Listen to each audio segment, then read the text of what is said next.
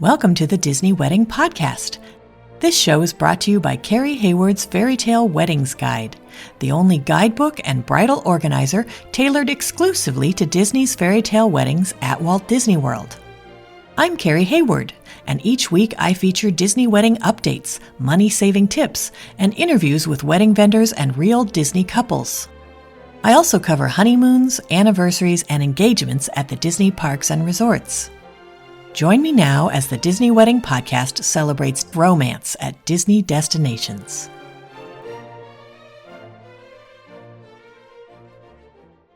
Today on the Disney Wedding Podcast, I am speaking with Disney bride Meghan Britt-Mills about her ceremony at Tower of Terror with a reception at the Whitehall room and patio at the Grand Floridian Convention Center. I thought you guys would be interested to hear how she and her fiancé decided on these locations and how they planned everything and how it all turned out. So welcome, Meghan. Hi. Thanks so much for being on the show today. I always like to start at the very beginning and find out how you guys decided you wanted to have your wedding at Disney. It was pretty much just all me.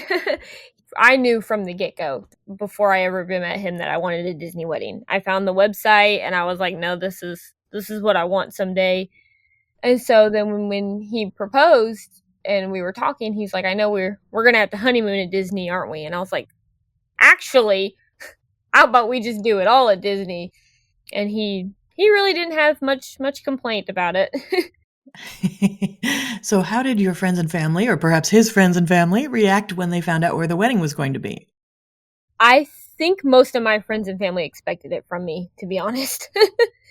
Nobody was really all that surprised. Anybody that was surprised was more so that they didn't know Disney did that. Which is a really common thing I've found talking about it to people. So how many guests did you invite and how many were able to make the trip? I think in total it was about 20 guests. We kept it fairly small.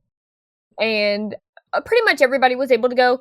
The only person that was invited that wasn't able to go was my uncle. And it was due to it being so close to Christmas because we had a February wedding.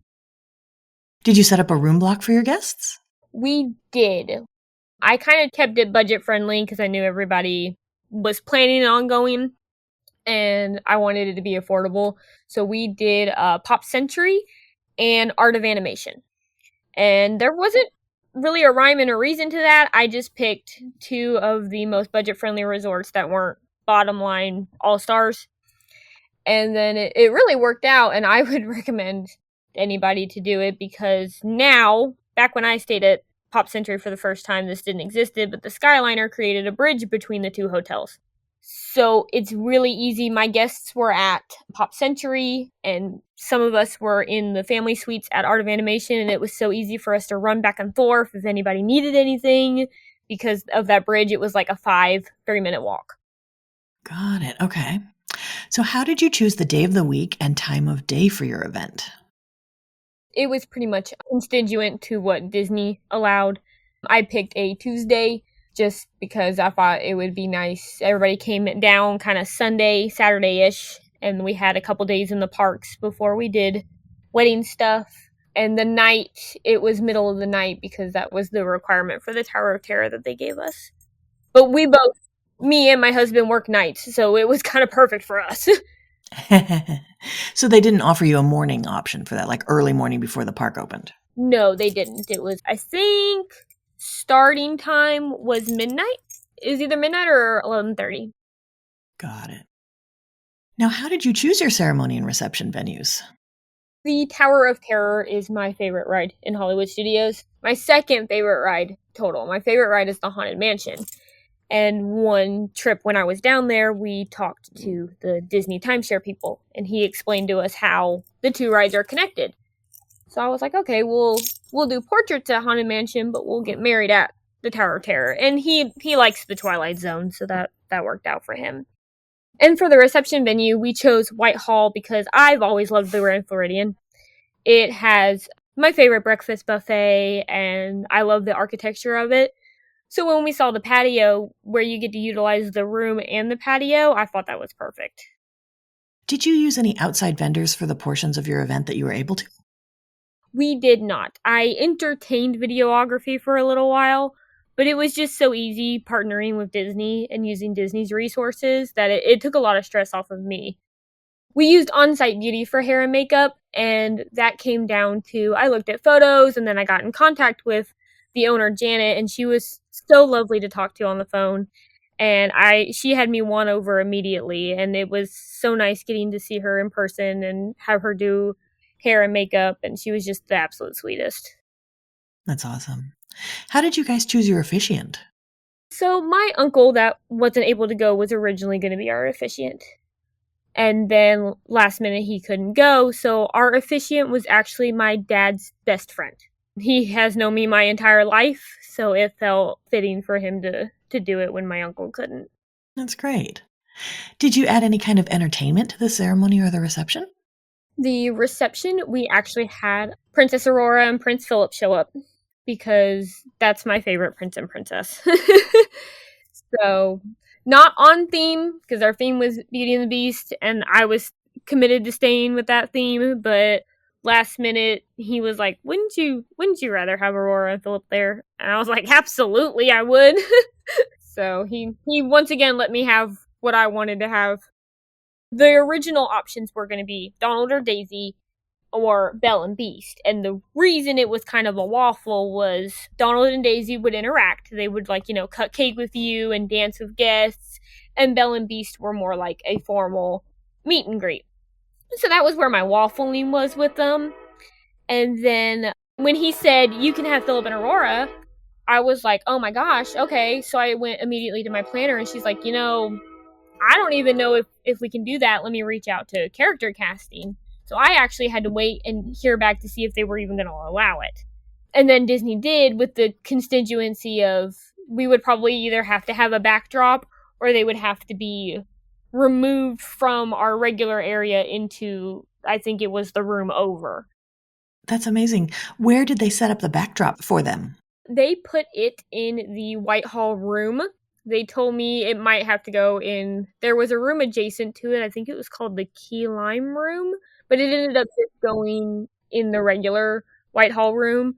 I had originally been told it was going to be a floral backdrop, but then it was actually this massive backdrop of one of the backgrounds from Sleeping Beauty. And that in itself had me and my guests absolutely stunned.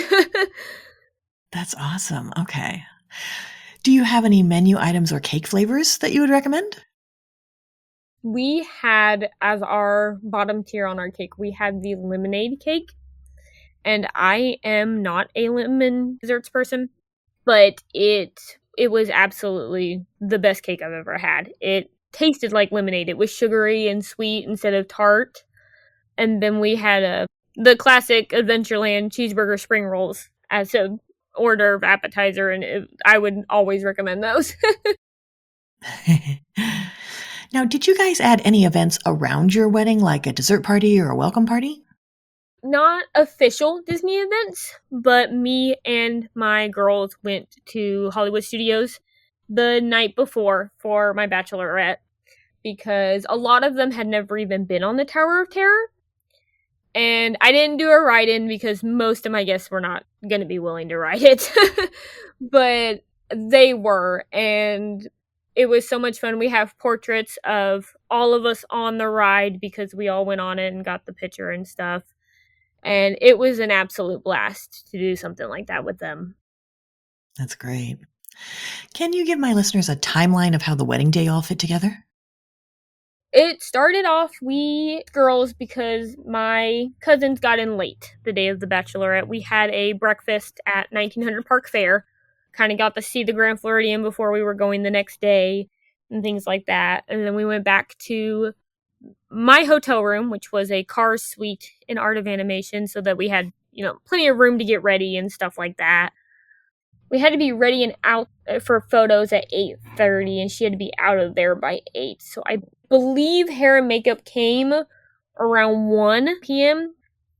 It was either 1 or 2. They started really early, but it was a good thing that she started so early. And we pretty much just started with hair and makeup. Everybody came over, and that took quite a few hours. We went down to the lobby, got picked up by, we had a van, I believe, pick us up from Art of Animation. And then we kind of sat outside Hollywood Studios while people cleared out, but they had already had my fiance up on Sunset Boulevard taking pictures. So that's really why we were waiting, because he was up there and he didn't want to do a first look. So we were trying to be all out of the way and stuff. So we waited in the van for a little while, and then we were escorted into Hollywood Studios. We took pictures, pre-ceremony pictures on Sunset Boulevard. And then we were ushered to a little corner to wait again. Then the ceremony started, and we had that. We only took probably 15, I think 20 minutes doing the ceremony, because Disney informed us that the less time the ceremony takes, the more time we can do portraits and things like that. And pictures were pretty important to us.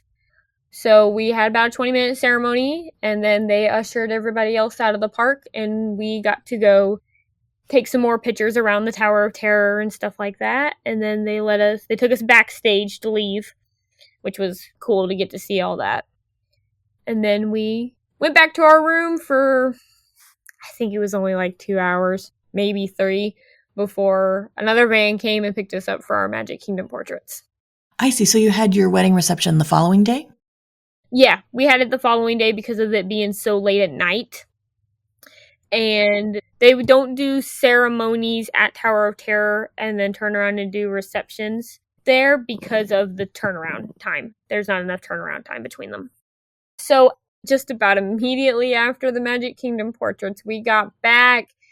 They picked us up at 5:30. We got back at probably 8:30, 9 a.m., which was longer than I expected to be gone. I changed from my ceremony dress to my reception dress real quick. Our reception was at 10:30 that morning. We had kind of a brunch lunch reception. And so it was all very quick turnarounds to everything. So we had a pre-reception where we had the cheeseburger spring rolls, and we also had crab cake and I think chicken skewers. And then it was just kind of like nice mingling inside the patio room. So the big reveal of like our reception and the decorations were outside on the patio. That was first, and then they came and like tucked me and Clay away into a room so that we could have our grand entrance into the reception, and we went straight into our first dance. So we had our first dance, and then we sat down. We had my maid of honor did a toast. One of my bridesmaids did a speech, and then Clay's dad, his best man, did a speech. After that was when we all ate. I believe we were all dancing, and then that's when Philip and Aurora showed up. And it was kind of nice because like they didn't really give me a timeline when they'd show up, just that they were going to, and this was how long we had with them, which was 30 minutes. And they came in, and it was like, I told most people they were going to be there, but I think some people were still surprised. They came in through where we were dancing, and then went into the patio where their backdrop was. And so we had a good meet with them. And then after they left, we went back out and just danced for the remaining time together. That's great. So having done a late night wedding where you then got a couple hours off and then you went right into your Magic Kingdom portrait session, would you recommend that for other couples? It all depends on how well you're able to do that. I run off of no sleep very well, but I work overnights. So that's pretty much a guarantee. I did sleep upright in a chair for the 2 hours that we were waiting. But it just all depends on if you want that feeling of, it all being together. It was really nice for me not to have to redo any hair and makeup or get dressed again. If you don't mind doing that, then I would say do it another day. Have your time to relax and stuff like that. But I personally thought it was nice to get everything done in a sequenced order. Got it. Okay, so out of everything, what ended up being your favorite memory of your wedding? It was definitely probably the reception. The ceremony was beautiful and I loved every part of it, but the reception, being able to spend that time with my friends and my family celebrating us, we made some really great memories during the reception. That's wonderful. When you guys were planning, what were some of the most important aspects of the event where you focused your attention or your budget? You mentioned photos were important. It was photography. It was That was most important to me, was getting the right photos, the right amount of photos. I really wanted to do a Magic Kingdom portrait session. We went with the silver package that they offer. I think we had to add an hour or two for getting ready portraits, but it was well worth the money to have all those memories. And it was nice to, like, at the reception, we just kind of, nobody really, some people had their phones out, but we all just got to relax and have fun because somebody was there taking the pictures for our memories. And what were the less important items where you saved your money or your effort? I would say floral. It was definitely floral, and Disney really worked with me on that because I did want some, like, art. We had a floral arch at the ceremony, and at first our quote was a little bit on the pricey side, so I was like, what else can we do that brings it down a little bit? And instead of giving me other options, our floral specialist just dialed down how many blooms were on it and took the price down by like over half. Wow. So I still got the arch that I wanted, and honestly, I could not imagine it having any more blooms than it did. It looked gorgeous as is.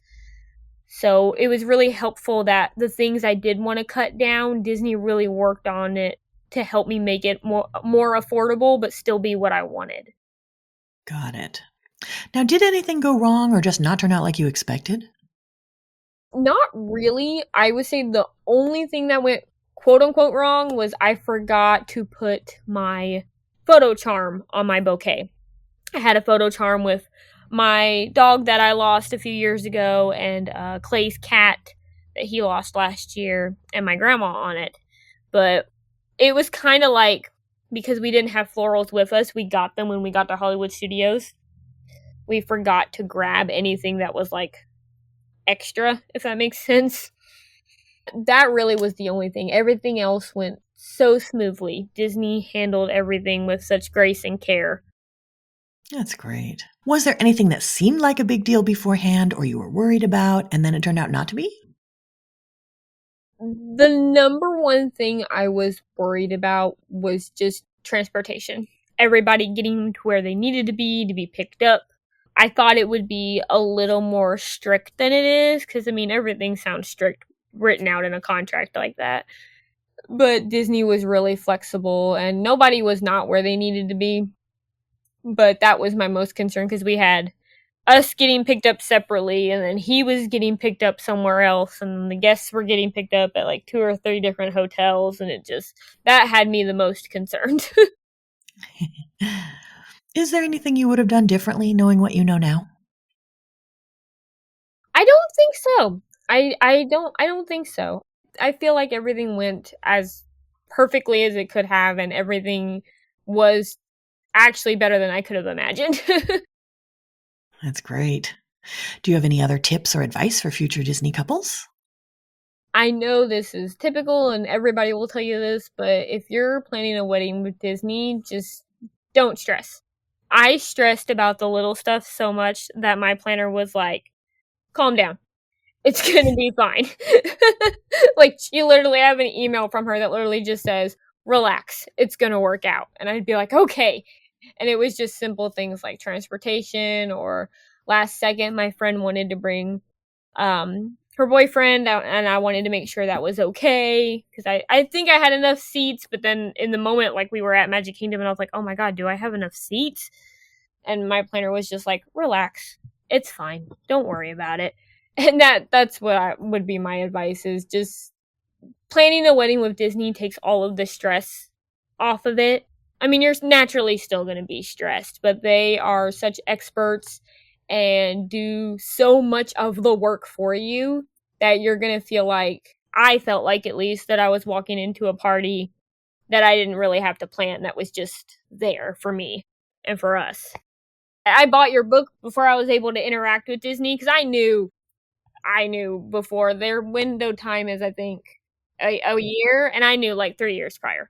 I gave everybody so much notice so that people could afford to go, that I was like, I'm itching to get ideas, but like, I don't know what to do. So I had your book. I have it printed out in a binder that's next to me still, and I have it like notated and all kinds of stuff. It was so nice. Like, it helped me have an idea of what I needed to ask Disney going into it, of what I was kind of setting myself up for. It was honestly definitely very helpful. Oh, great. I'm so glad you found it helpful. Well, Megan, I think you've offered a lot of great tips and advice for anyone who's interested in getting married or having a vow renewal at Walt Disney World, and I appreciate your taking the time. Thank you. I appreciate the invite to being on the show. That's our show for today. I'm your host, Carrie Hayward, inviting you to join me again next week for another episode of the Disney Wedding Podcast. Past shows and tons of photos for each episode are available on my website, DisneyWeddingPodcast.com, or listen in your favorite podcast app. And for instant answers to all your Walt Disney World wedding questions, check out Carrie Hayward's Fairy Tale Weddings Guide, available as an interactive ebook with continual free updates at fairytaleweddingsguide.com.